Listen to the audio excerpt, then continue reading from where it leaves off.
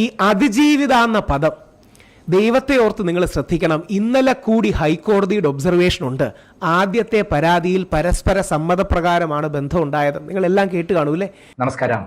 ഈ അടുത്ത കാലത്ത് ബലാത്സംഗ കേസുകൾ വർദ്ധിച്ചു വരുന്നതായി കാണാൻ പറ്റും. പോക്സോ കേസുകൾ വർദ്ധിച്ചു വരുന്നതായി കാണാൻ പറ്റും. എന്നാൽ ഇത്തരം കേസുകളിലൊക്കെ തന്നെ യഥാർത്ഥ വസ്തുതകളിലേക്ക് ഇറങ്ങിച്ചെന്ന് കഴിഞ്ഞാൽ ഇതിൽ യഥാർത്ഥ കുറ്റവാളി ആയി വരുന്നത് ഈ പരാതിക്കാരിയായി വരുന്ന അതിജീവിതകളായിരിക്കും. ഇത്തരം പെൺകുട്ടികൾ പലരും വിവാഹിതരായിരിക്കും, അല്ലെങ്കിൽ പ്രായം കുറഞ്ഞ പെൺകുട്ടികൾ അടക്കമുണ്ടാവും. ഇവർ പലതരത്തിൽ പ്രലോഭനമുണ്ടാക്കി ഭർത്താവിനെ വഞ്ചിച്ച് പല പുരുഷന്മാരുമായി ബന്ധപ്പെടും. എന്നിട്ട് അവർ തന്നെ മുൻകൈ എടുക്കും. ഇപ്പം നമ്മൾ ഒരുമിച്ച് ജീവിക്കാം, ഒരുമിച്ച് താവാറിട്ട് അവർ ബന്ധത്തിലേർപ്പെടും, ശാരീരിക ബന്ധത്തിലേർപ്പെടും.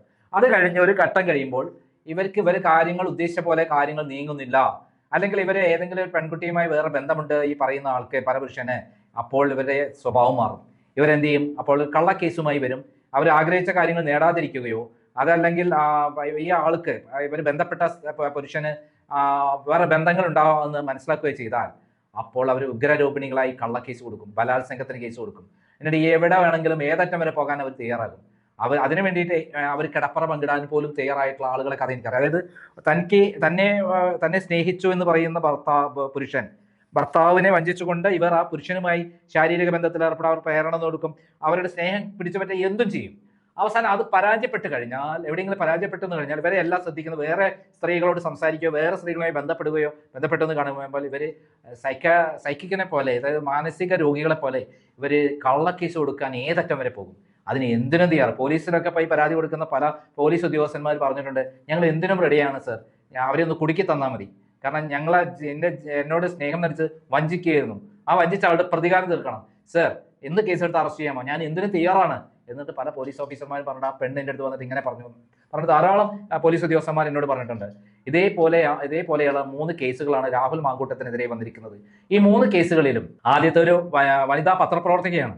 ആ പത്രപ്രവർത്തക സ്വന്തം ഭർത്താവിനെ വഞ്ചിച്ചുകൊണ്ടാണ് രാഹുൽ മാങ്കൂട്ടത്തിന്റെ പിന്നാലെ പോയത്. അവർ ശാരീരിക ബന്ധത്തിൽ ഏർപ്പെട്ടു. അങ്ങനെ വിവാഹം കഴിക്കാമെന്ന് പറഞ്ഞ പ്രേരണ നൽകി എന്നാണ് അവർ പറയുന്നത്. വിവാഹം കഴിക്കാമെന്ന് പ്രേരണ നൽകുമ്പോൾ ഇവർ വിവാഹിതയാണ്, ഭർത്താവുമായി ഡിവേഴ്സ് നേടിയിട്ടില്ല, ഡിവേഴ്സ് ആകാമെന്ന് പറഞ്ഞ് ഞാൻ ബന്ധപ്പെട്ടു എന്നാണ് പറയുന്നത്. എന്നിട്ട് ഒരു കുഞ്ഞിനെ വേണമെന്ന് പറഞ്ഞു. അവസാനം ഗർഭിണിയായി. അവസാനം എന്തായി? ഗർഭചിത്രം നടത്തി. അവസാനം ഒരു ഘട്ടം കഴിയുമ്പോൾ ഇവർ തെറ്റുകയാണ്. രാഹുൽ മാങ്കൂട്ടം വേറെ ബന്ധമുണ്ടെന്ന് അറിയുകയാണ്. അതോടുകൂടി അവിടെ തെറ്റുകയാണ്. ഇതേപോലെയാണ് രണ്ടാമത്തെ പെൺകുട്ടിയുടെ കാര്യം.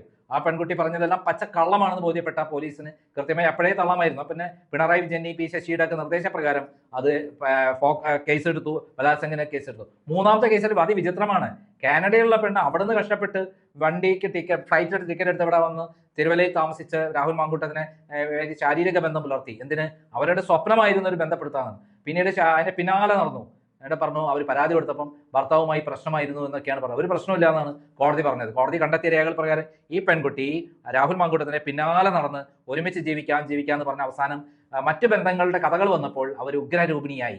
എന്നിട്ട് അവർ ട്രിവാൻഡ്രത്ത് വന്ന കഥകളൊക്കെ നമുക്കറിയാം. ഈ പരാതി കൊടുക്കുന്നതിന് മുമ്പ് ആരുടെ എന്തൊക്കെ ബന്ധപ്പെട്ട് എന്തിനും തയ്യാറായി വരികയാണ്. അവർ മറ്റുള്ളവരെ ശാരീരിക ബന്ധം പുലർത്തുന്ന ഒന്നും പ്രശ്നമില്ല ഇത്തരം പെൺകുട്ടികൾക്ക്. അങ്ങനെ പരാതി കൊടുക്കുകയാണ് പിന്നെ എന്തിനും തയ്യാറായിട്ട്. അപ്പോഴൊന്നും അവർക്ക് കുറ്റമില്ല. പലരുമായിട്ട് കേസ് കൊടുക്കാൻ വേണ്ടി ഏതറ്റം വരെ പോകാൻ തയ്യാറായി നിൽക്കുന്ന ഒരു മാനസികാവസ്ഥയിൽ എത്തിച്ചേരുകയാണ്. ഇവർ എന്തിനും തയ്യാറായി ഇത്തരം കേസുകളിൽ പെടുത്തുന്നു.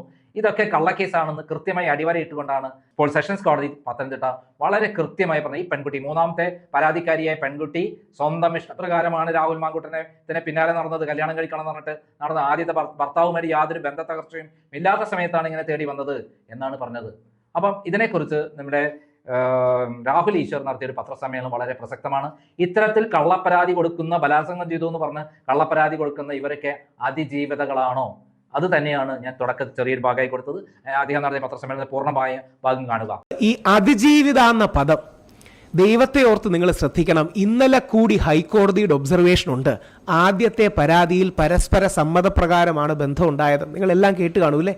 ഇത് സെഷൻസ് കോടതിയുടെ വിധിന്യായത്തിൻ്റെ, നസീറ മാഡത്തിൻ്റെ വിധിന്യായത്തിൻ്റെ ഭാഗമായിട്ട് എഴുതി വെച്ചിട്ടുണ്ട്. പരസ്പര സമ്മതത്തോടു കൂടിയാണ് ഇതുണ്ടായത്. ഇപ്പോൾ ഇതിനെ റേപ്പെന്ന് വിളിക്കാൻ അല്ലെങ്കിൽ പീഡനമെന്ന് വിളിക്കാൻ കഴിയുന്ന ഒരു മെറ്റീരിയലും ഇല്ല എന്ന് ബഹുമാനപ്പെട്ട കോടതിയുടെ വിധിന്യായത്തിലും ഇന്നലെ ഹൈക്കോടതിയുടെ ഒബ്സർവേഷനിലും വന്നിട്ടുണ്ട്. പിന്നെ എങ്ങനെയാണ് ആദ്യ പരാതിയോ രണ്ടാമത്തെ പരാതിയോ ഒക്കെ അതിജീവിതയാകുക? എന്ത് അതിജീവിച്ചു എന്നാ പറയണേ? അതായത് ഓൾറെഡി പീഡനം നടന്നിട്ടില്ല എങ്കിൽ പിന്നെ എന്താണ് ഇവർ അതിജീവിച്ചത്? പിന്നെ എങ്ങനെയാണ് ഇവർ അതിജീവിതയാകുക? അതിജീവിതമാർക്കും ഇരകൾക്കും നൽകുന്ന സംരക്ഷണം ഇവർക്ക് എങ്ങനെയാണ് കൊടുക്കാൻ പറ്റുക? പേര് പറയണമെന്ന് ഞാൻ പറയുന്നില്ല, ഞാനും പേര് പറയില്ല, സംശയമൊന്നുമില്ല. പേര് പറഞ്ഞു എന്ന് കള്ളം പറഞ്ഞ് എന്നെ അറസ്റ്റ് ചെയ്ത് 16 ദിവസം ജയിലിലിട്ടതാണ്. പേര് പറഞ്ഞു എന്നും ഫോട്ടോ ഇട്ടു എന്നും പറഞ്ഞ് കള്ളം പറഞ്ഞ് എന്നെ അറസ്റ്റ് ചെയ്തതാണ്. നിങ്ങൾ അറിയേണ്ട കാര്യം കൂടിയുണ്ട്, ഞാനൊരു AI ജനറേറ്റഡ് വെറും ഒരു പെൺകുട്ടിയുടെ ഫോട്ടോ ആണ് ഇട്ടത്. അപ്പം പോലീസുകാർ എന്നോട് പറഞ്ഞു ഞങ്ങൾക്ക് അന്വേഷണം നടത്തണം, ഇത് തൻ്റെ ഫോട്ടോ വേണമെന്ന് ആ പെൺകുട്ടിക്ക് തോന്നിയാൽ അല്ലെന്ന് പറയാൻ ഞങ്ങൾക്ക് FSL റിപ്പോർട്ട് വേണോ. ചുമ്മാ ഓരോ ടെക്നിക്കാലിറ്റി പറയുകയാണ്, ചുമ്മാ പറച്ചിൽ നിന്ന് വേണ്ടി എന്ന് പറഞ്ഞു. FSL റിപ്പോർട്ട് വരട്ടെ. ഞാൻ സാറിന് കണ്ടാൽ പോരെ, ഇത് ആ പെൺകുട്ടി അല്ലല്ലോ. അപ്പോൾ യഥാർത്ഥത്തിൽ നിങ്ങൾ ദയവായി ശ്രദ്ധിക്കേണ്ട കാര്യം, അതിജീവിത എന്നുള്ള പദം വിശുദ്ധവും നിയമപരമായി വളരെ പ്രാധാന്യമുള്ളതുമാണ്. ലൈംഗിക അതിക്രമ കേസുകളിലെ സ്ത്രീകൾക്ക് സുരക്ഷ, സ്വകാര്യത ഉറപ്പാക്കാനാണ് ആ മഹത്തരമായ പദം നമ്മുടെ നിയമ സംവിധാനത്തിൽ യൂസ് ചെയ്യുന്നത്. ആ വാക്ക് സൂക്ഷ്മതയില്ലാതെയാണ് പലരും ഉപയോഗിക്കുന്നത്. ഉദാഹരണം, രാഹുൽ മാങ്കൂട്ടത്തിലിന്റെ കേസിൽ സെഷൻസ് കോടതിയുടെ വിധിയിലും, ഓർക്കുക ഒബ്സർവേഷൻ അല്ല വിധിന്യായത്തിന്റെ ഭാഗമായിട്ടും ഹൈക്കോടതിയുടെ നിരീക്ഷണത്തിലും പരസ്പര സമ്മതത്തോടെയാണ് ഒരു പരാതിയിൽ ബന്ധം നടന്നിരിക്കുന്നത്. അതിൽ ധാർമ്മിക നിയമ പ്രശ്നങ്ങളില്ല എന്നും ഹൈക്കോടതി നിരീക്ഷിച്ചത് നമ്മുടെ മാധ്യമങ്ങൾ കാണുകയുണ്ടായി. ഈ അവസരത്തിൽ ആ സ്ത്രീകളെ അതിജീവിത എന്ന് സംബോധന ചെയ്യുന്നത് നിയമപരമായി ശരിയല്ല.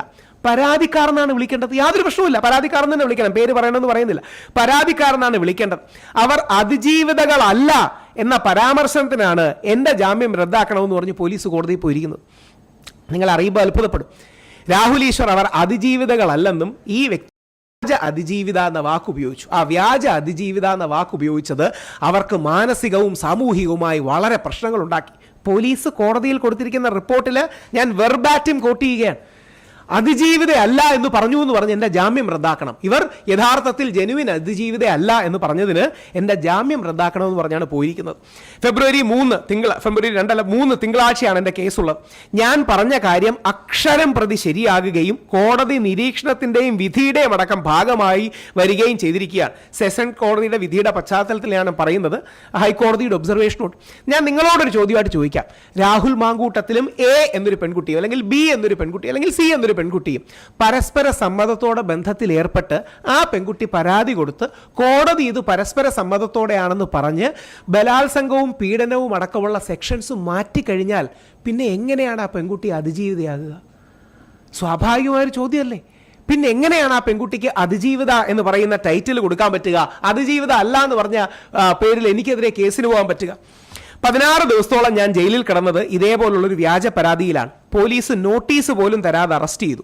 ഇത്തരം നിയമ ദുരുപയോഗം ഉണ്ടാകുന്നത്, ഇതാണ് പോയിന്റ്, നമുക്ക് അതിജീവിതമാരോട് നമ്മുടെ സമൂഹത്തിന്റെ ശരിയായ കരുതലിൽ നിന്നാണ്.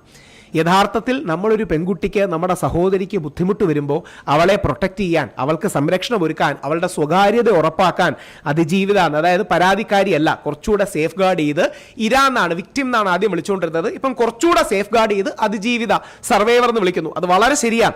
നമ്മുടെ ആ കരുതലിൽ നിന്നാണ് യഥാർത്ഥത്തിൽ ചില ആൾക്കാർ, പോലീസ് അടക്കം, ഇത് നിയമപരമായി ദുരുപയോഗം ചെയ്തിട്ടുള്ളത്.